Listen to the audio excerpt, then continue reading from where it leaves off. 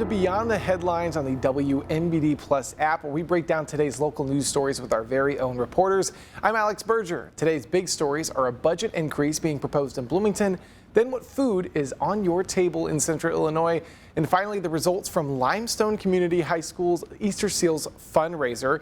But our first big local story of the day, the city of Bloomington proposing a historic budget increase for the 2027 fiscal year. Friend of the show, Austin Feeman, he joins us now from Studio B to share with us what the increased budget will fund and what citizens can expect from it. So Austin, welcome to the show as always. What is this budget's proposal historic? Like, what makes it historic and what will it fund? Yes, thank you very much, Alex. Like you said, this is a historic budget increase that the city of Bloomington has never seen before. Last night at last night's council meeting, they proposed a $371 million budget for fiscal year 2027. Now that fiscal year starts in May of this year.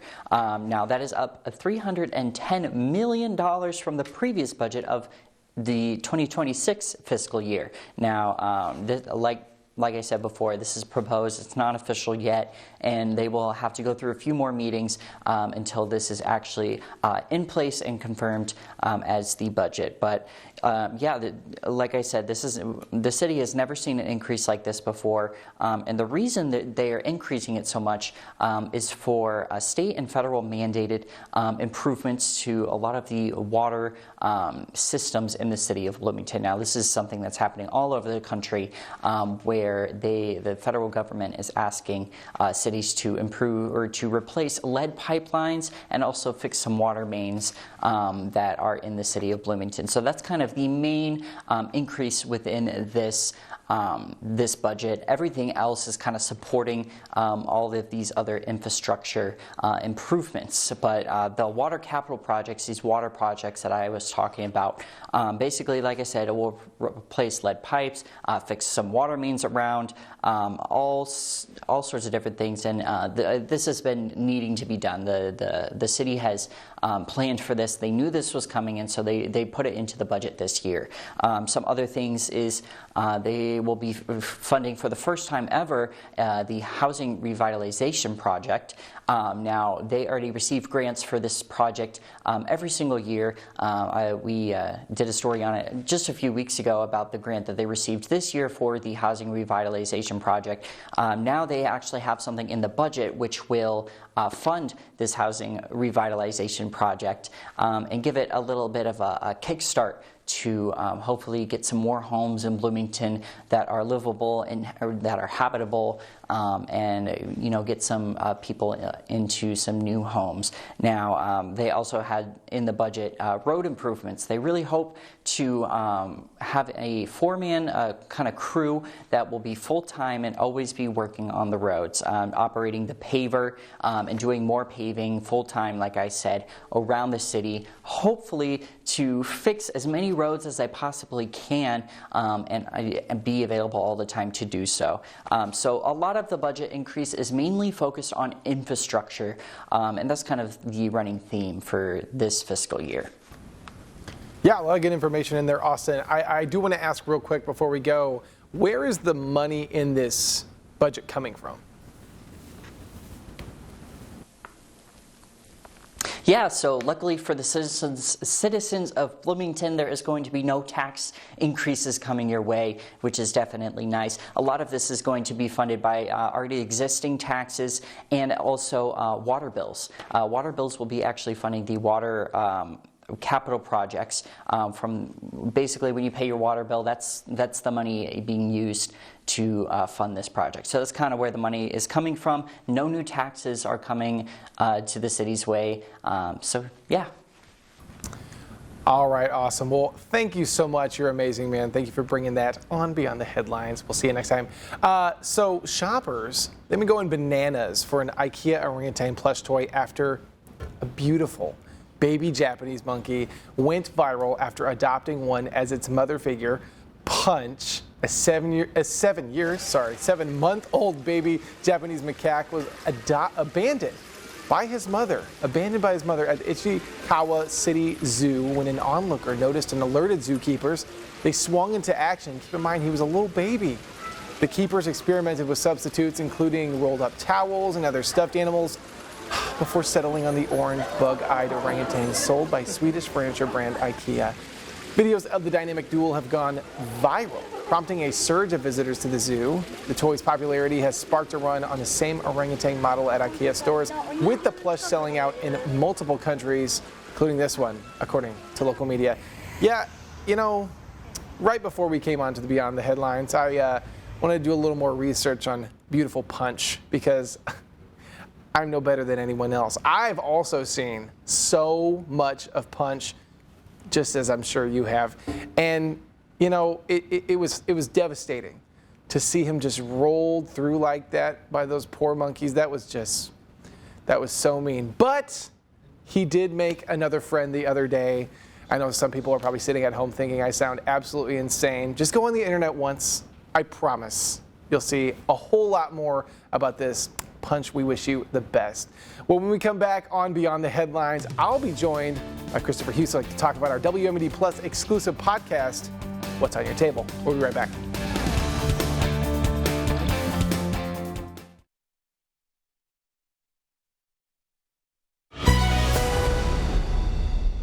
Welcome back here on the WMBD Plus app on Beyond the Headlines. Also on this app, we got a food show where one of my best friends and I go to different restaurants around Central Illinois trying fantastic food. And my co-host Christopher Hueslick, he's right here next to me. He's joining us now to talk about this show. Christopher, friend of the program, welcome. One of your best friends? One of my best friends. Hey, I've got a few. Is that so crazy? All right. All right, so what's on your table? We had a good episode this week, man. We did. I mean, they're never We ventured bad. out. They're never bad episodes. Yeah. But this week's it looked pretty good. I really enjoyed it. I did too. We got a little bit of caffeine in us, and it was great. Some nice food. We went to, obviously it's already aired, so here we are at Intuition. We got juices. We got there was us with This is a Andy compilation. and Jimmy's. But anyway, at Intuition, we tried their coffee, their molasses and ginger, was it? Yeah. And we got some toast. The ricotta toast was delicious. You ate their acai bowl. Can you believe that we've done this many episodes? Yeah, though? look at this. I mean, you can just see us having a bunch of fun. There's Ty from Intuition talking to you. I mean, it's just great. We kind of do things a little differently each time. It's Doing a kind of little interesting prosciutto to see how we change things up each episode. So, I mean, if you want something that we never do the same thing twice, it's great. I mean, having a good time, as you see that, crammed in at Frank's. Yeah. Man. And I mean, that was the best hot dogs I've ever had in my life. That's got to be like a level above hot dogs. Now, the thing is, though, what we wanted to put a focus on when we created this show, because you and I brainstormed this for a long time, and we wanted it to be a big focus on the restaurants themselves and their history. So you see us try the food, but we also like talking to the owners themselves or the managers or whoever wants to talk. And you learn a whole lot about why they make the food. I mean, Christopher and I, we could go anywhere and eat food. We like food like that. But you don't really always get the story of somebody when you're actually sitting down just enjoying a casual meal. So I feel like that offers an interesting perspective as well, because there's so many family businesses. And you can sit there and you can Google the history of Texas Roadhouse. Not hard, or Chili's or whatever. What's hard Some rolls do is you sound you can't Google the history as easily of Intuition, of Frank's, of these are people have heard of. They've heard of these places, but do they really know who's behind it? You walk in and you see Jimmy Spears out front of Jimmy's bar, leaf blowing leaves, when he could make someone who works there do it, but he's the owner, he's out there doing it, he's putting in the work. You don't see that everywhere. And so I think the great thing about the show is just being able to highlight these are real people behind the scenes. Oh yeah. It's not some corporate conglomerate that's just there to make money. These are people. We went to Triple Dipples. He didn't plan on making money off his food. Thank you, Harold. He didn't. You're amazing. Yeah, Harold Webster, shout out, man. He didn't go into it to make money. He wanted cheesecake. It was really good. People were like, hey, I want your cheesecake too. And so he wanted to share it with people because it makes them happy. Yep. Food makes people happy. We talked about it with Brianna for Black History. Food brings not even just, Black History, not even just that. It brings everyone together. It's a time for people. So that's what I love about the show, man. There's something new each week. We have the same base structure, but what's in that content is different each time because we try something new. We like what we do. What's on our table each week? I want to ask you something. What has been your favorite thing we've had as we have like 30 seconds left? What has been your favorite item? I think I know it.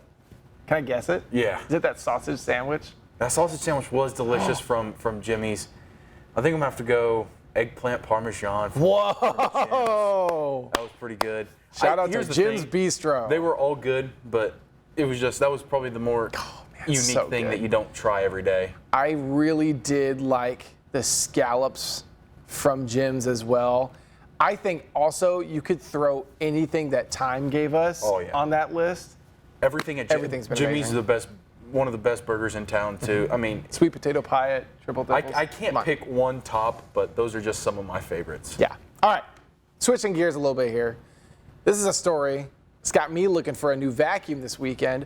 Let me set the scene. All one man wanted was to control his robotic vacuum with a gaming controller. What ended up happening was him accidentally hacking 7,000 vacuums worldwide. The man used an AI tool to help him build out a code that would allow him to control his $2,000 vacuum with his PlayStation controller. But the company apparently has such bad security that when he linked his controller to his vacuum, it also gave him access to the cameras and microphones of thousands of other vacuums in 24 other countries. And not only that, he could see the floor plans of each of the homes as well as their IP addresses. As you know, the company says they have since patched the security issue. Hey, that doesn't sound like just one security issue.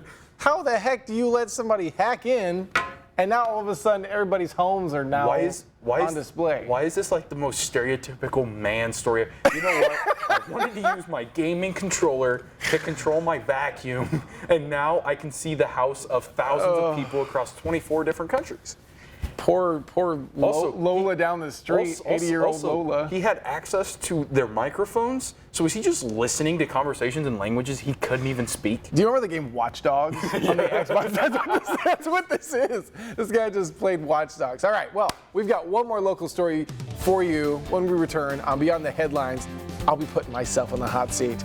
A volunteer's tribute, this time to talk about a local fundraiser. We'll be right back.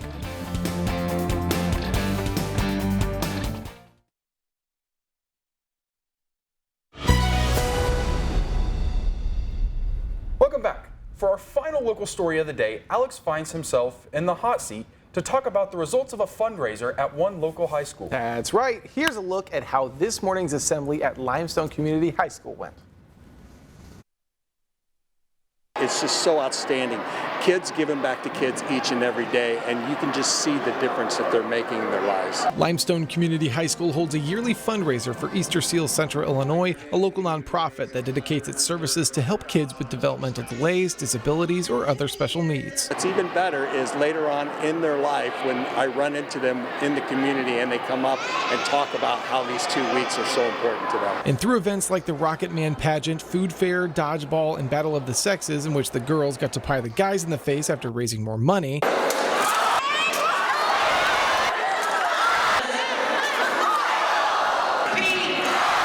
thousands of dollars will now bankroll essential services. We started in '77 with $500, and for 49 consecutive years, it's increased every single year. During hard years, difficult times, that number has always grown. And after a gym full of people drum rolling,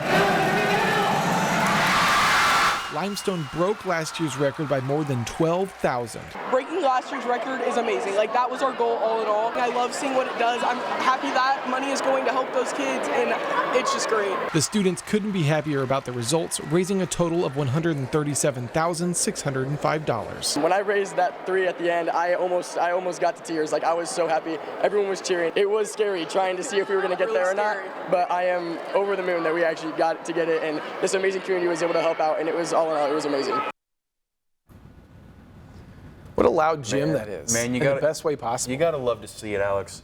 So I guess my question for you, Yeah. what do students love about this fundraiser? Well, this is their one of, if not the biggest effort that Limestone does each year. This is kind of like a second homecoming for them. This is a time where they are able to raise as much money as possible through all these different efforts. I mean, you've seen, different groups do things at, Culver's, or they do Freddy's and also Panera, where if you donate or if you buy something from one of those restaurants that night, between a certain hours, portion of that goes towards their fundraiser. And then they also have private donors. They have a dance, a vice versa dance. I'm sure you've probably heard of that, where the girls ask guys. And then they've got, just a whole bunch of different efforts. They've got something called Rocket Man, which is a pageant for guys. And it's a great time. And they raise so much money, thousands of dollars. And it's a big deal for them. Yeah, it sounds like a lot of fun. So where do we go from here? Yeah, so obviously this is the 50th year of this fundraiser, and speaking to Gordon Wassel, who founded, you saw him in the package. He founded this 50 years ago, and they raised $500. Well, now they're up to $137,000.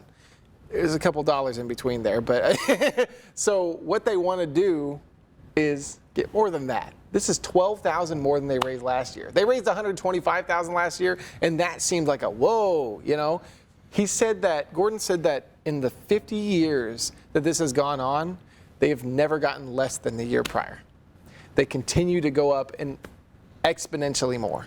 So who knows? Next year they could probably get 12,000 more than that. You gotta love to see it, man. Raising money for a good cause. A great cause. They're just a bunch of high schoolers, and people who think that high schoolers can't make a difference, well, they're wrong. Exactly. Limestone proved it. Yep. All right. Well, before we go, McDonald's announced on Tuesday the release of their Big Arch Burger in U.S. restaurants. Yeah, the burger has already been popular in Ireland and the UK. The burger is really big, according to McDonald's, with 2 quarter-pound beef patties and 3 slices of melted cheddar cheese on each burger. In comparison, the Big Mac has 2 of their original patties, which are a little over 1.5 ounces in size. Oh, Nelly. The burger also comes with Big Arch sauce, described by McDonald's on its online menu spotter page as a tangy, creamy sauce with a perfect balance of mustard, pickle, and sweet tomato flavors. Yeah, the Big Arch Burger will be available for a limited time nationwide starting on March 3rd, 2026. Shamrock Shake's probably better. Oh, I love As a a Shamrock Shake, limited but release. I mean, my A1C is going to go through the roof after eating this burger. You know what? That is. I feel like I have to try it though. Like, it's going to go we can against split it. my whole diet. Yeah, no way I could almost eat that whole thing. Yeah, we're two guys that can eat, but at the same time, we're two guys that are trying to eat a little less. and so McDonald's is like, you ever notice that now that we're trying to be healthy, that all these restaurants and stuff are like, don't this look good? Like Culver's is like, the curd burger sounds pretty good right about now. That doesn't come out till August. They're still good. There you go. Thank you for joining us today on Beyond the Headlines. Yeah, you can find all these stories and more over on our website, ciproud.com. Oh, he did that no look. Did you see that? Yeah. For breaking news and weather updates 24/7, log on to ciproud.com and download the free CI Proud to Go mobile app.